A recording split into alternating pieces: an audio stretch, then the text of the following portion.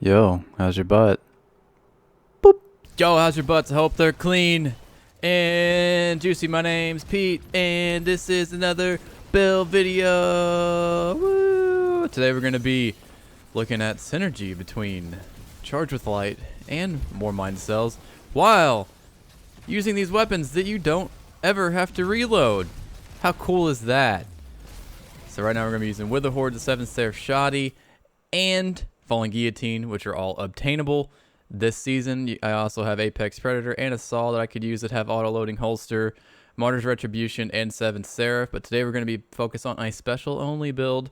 So using the Wither Horde with Catalyst, so that has auto-loading holster as well. So all three of these are available this season. I'm going to be using extra reserves with Charge with Light. So while Charge with Light defeating enemies with void damage grants a chance for special ammo. So that's why we're going to be using the sword for special ammo. We're going to be using Sun Bracers with Top Tree Dawnblade to help create warmind cells with solar splash damage, mainly with that melee right there.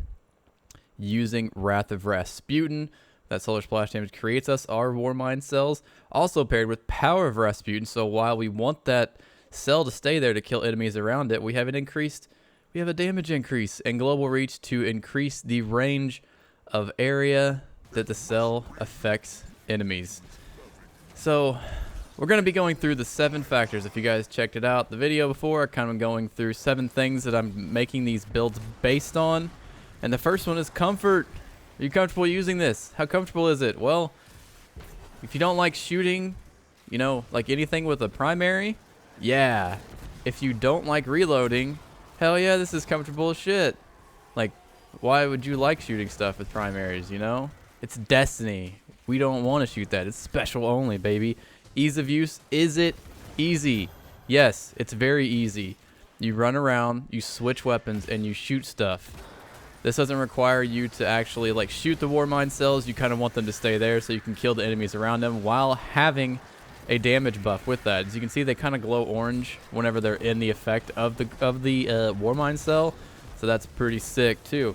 Synergy, does all of this work together? Well, you don't have to reload, and all the mods do work well together. So using that extra special ammo increase that you get, even though you're using 2 special weapons, you're still going to be getting a bunch more special weapons even without having any kind of finders or anything else on every time you get a void kill. So that's pretty awesome. Usefulness, is this useful in everyday content, PvE content? Yes, it is. Now, maybe for something like a Grandmaster Nightfall, you may have to switch up your loadout a little bit just to kind of play around with, the champions and the unique mods that you have to stun champions. But yes, this is useful in everyday activities such as something like this menagerie, contact events, any seasonal events that we may get in the future, strikes, anything like that. Yes, very useful. Obtainability. Is this obtainable? Every single weapon that I have on right now is obtainable this season through the recaster.